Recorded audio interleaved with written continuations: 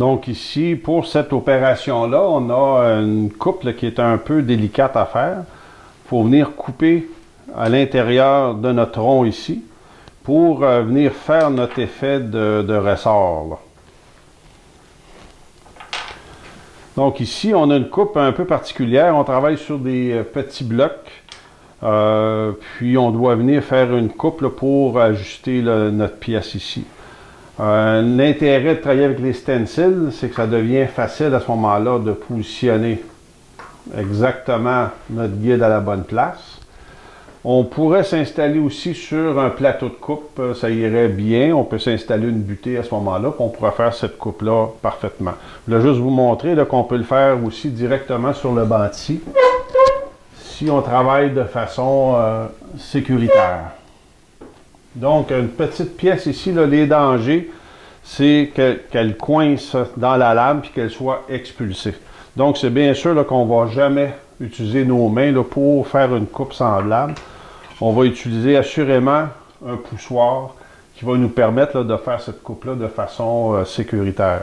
Donc, ici, par sécurité, si on fait simplement venir pousser la pièce comme ça ici, ça pourrait arriver qu'elle bouge un petit peu au niveau latéral. Donc ici, on va venir se sécuriser en tenant la pièce avec un morceau de rebut.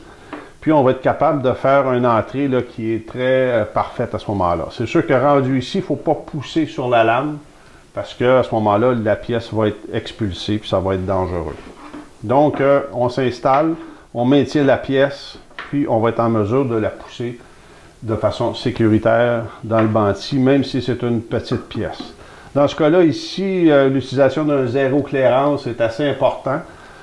Si on n'a pas ça, puis notre insertion sur le banc-ci a un certain relief dedans, ça pourrait être assez dangereux aussi. Donc, si vous faites cette coupe-là, la façon dont je vais vous montrer, assurez-vous d'avoir un zéro clairance pour la faire de façon sécuritaire.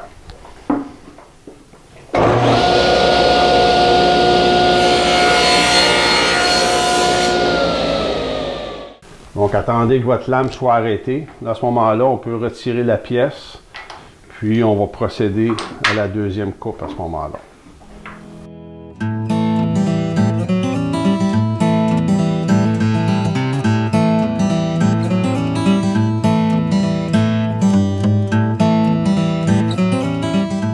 Joignez-vous aux milliers de bricoleurs qui suivent déjà nos cours en ligne. Que vous soyez du Canada, de la France, de la Belgique ou d'ailleurs, vous avez maintenant accès à des formations de qualité en français sur le travail du bois.